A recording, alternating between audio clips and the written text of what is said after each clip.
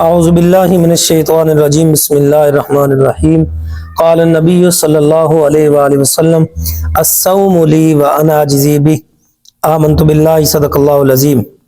درود پاک الصلاۃ والسلام علیک یا سیدی یا رسول اللہ وعلی آلک واصحابک یا حبیب اللہ۔ ناظرین و حاضرین، آج کا ہمارا موضوع ہے روزہ اور اخلاص۔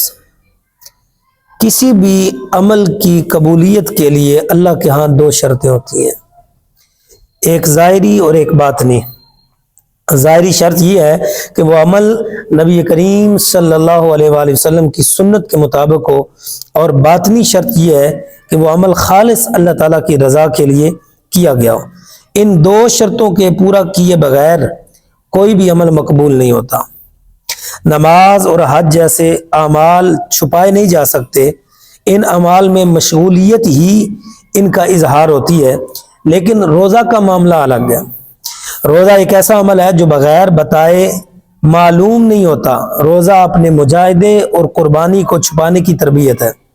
اللہ کی خاطر اپنی مرغوب چیزوں کو ترک کرنا اور پھر اس عمل کو ایسے چھپانا کہ کسی کو خبر بھی نہ ہو۔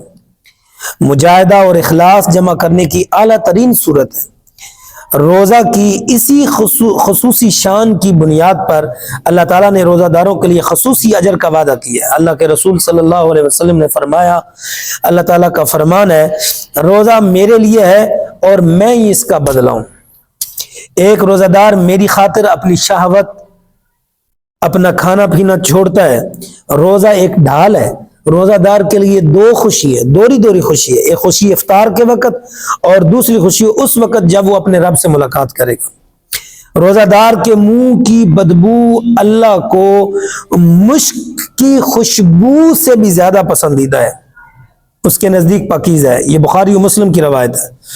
سامعین عزیز احترام، ایک دوسری حدیث پاک میں آتا ہے کہ اللہ تعالیٰ کا فرمان ہے، اے ابن آدم، تیرا ہر عمل اللہ تعالیٰ کی رضا کے لیے ہو سوائے روزے کے، کیونکہ وہ میرے لیے ہے، میں ہی اسی کا بدلہ ہوں۔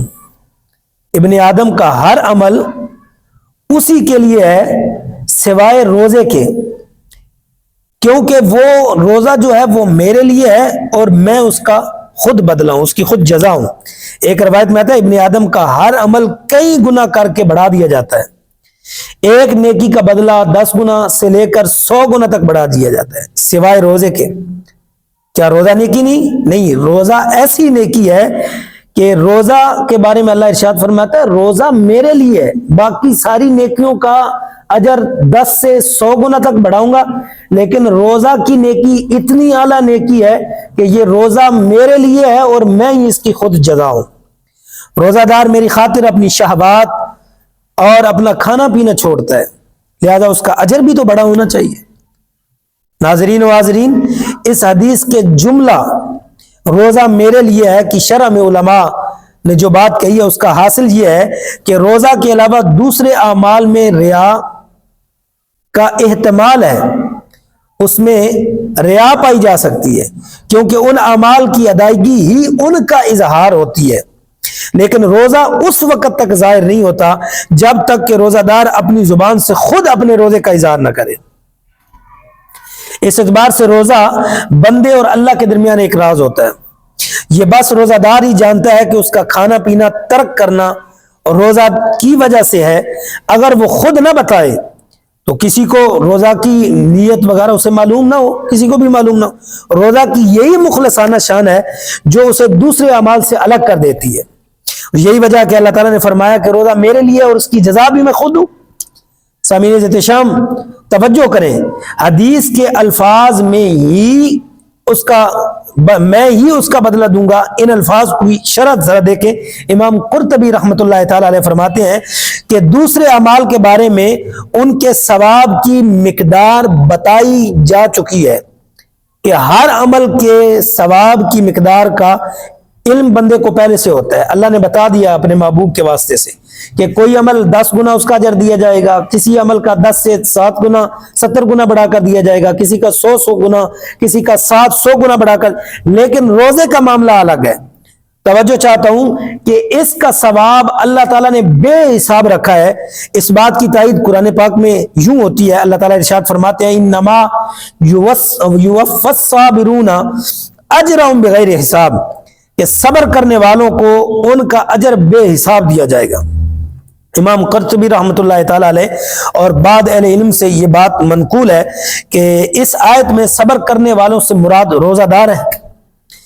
یہاں یہ بھی بات ملحوظ خاطر رکھیں کہ اللہ تعالیٰ کا یہ فرمان کہ روزہ میرے لیے ہے اور میں ہی اس کا بدلہ دوں گا، نہ صرف روزہ دار کی فضیلت کو ظاہر کرتا ہے بلکہ اسی کے ساتھ وہ روزہ دار سے اس بات کا تقاضا بھی کرتا ہے کہ وہ اپنا روزہ صرف اللہ کے لیے رکھا۔ ناظرین، اس میں دنیاوی فائدے اور لوگوں کی تعریف کی نیت کی بجائے خالص اللہ تعالیٰ کی رضا اور آخرت میں ملنے والے اجر کو مطلوب و مقصود بنائے۔ حدیث میں روزہ دار کی منہ کی بدبو سے متعلق جو کہا گیا ہے وہ اللہ کے نزدیک مشک سے زیادہ پاکیزہ اور عمدہ ہے۔ اس سے معلوم ہوتا ہے کہ اللہ کے نزدیک اخلاص پر مبنی مجاہدہ کی بڑی قدر ہے۔ مجاہدہ جب اللہ کی خاطر ہو تو اس کے نتیجے میں پیدا ہونے والی بدبو بھی اللہ تعالیٰ کو مشک و عنبر سے زیادہ پسندیدہ اور پاکیزہ بن جاتی ہے۔ یہ اخلاص ہے جو ایک چھوٹے عمل کو بھی اعلیٰ بنا دیتا ہے اور ایک معمولی چیز کو بھی قیمتی بنا دیتا ہے۔ ناظرین، حدیث میں روزہ کے بارے میں کہا گیا کہ وہ روزہ ایک ڈھال ہے۔ حقیقت یہ ہے کہ روزہ دنیا میں گناہوں سے اور آخرت میں جہنم کے درمیان ڈھال بن جائے گا۔ اللہ کے نبی صلی اللہ علیہ وسلم نے فرمایا کہ روزہ اللہ کے عذاب کے مقابلہ میں ایک ڈھال ہے۔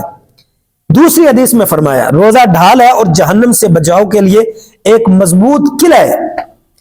اسے شعب الایمان میں بیان کیا گیا ہے، مسند احمد نے بھی نقل کی ہے۔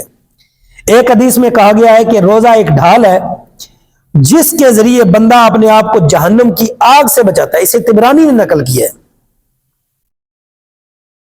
لہذا ناظرین، معلوم ہوا کہ روزہ ڈھال ہے دنیا میں اپنے آپ کو گناہوں کے حملوں سے بچانے کے لیے اور آخرت میں جہنم کی آگ سے حفاظت کے لیے ڈھال اور ایک مضبوط قلعے کا کام دیتا ہے۔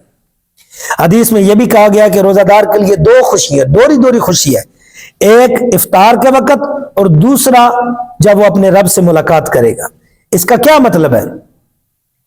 دن بھر کی بھوک پیاس کے بعد روزہ دار جب افطار کرتا ہے تو افطار کے وقت یہ لذت اس کی مشقت کو راحت میں اور تکلیف کو خوشی میں تبدیل کر دیتی ہے، بلکہ کھانے پینے کی اس لذت کے ساتھ ساتھ روزہ کی تکمیل پر اللہ کی طرف سے اجر و ثواب اور انعام کی امید اس خوشی میں اور بھی اضافہ کر دیتی ہے۔ سامعین احتشام، توجہ چاہتا ہوں، لیکن اس سے بڑھ کر ایک خوشی اور ہے جو روزہ دار کو آخرت میں نصیب ہوگی جب وہ اللہ سے ملاقات کرے گا۔ سبحان اللہ، اپنے رحیم رب سے ملاقات اور اس کی طرف سے ملنے والے انعام کو پا کر اس کی خوشی کی انتہا نہ رہے گی جب وہ دیکھے گا کہ دنیا کی ادنا نعمتوں کو اللہ کی خاطر چھوڑنے پر اللہ تعالیٰ نے اسے کتنا اعلیٰ انعام عطا فرمایا، تو زندگی بھر کے غم خوشی بن جائیں گے، زندگی بھر کی تکلیفیں راحت اور فرحت میں تبدیل ہو جائیں گی کل قیامت کے دن۔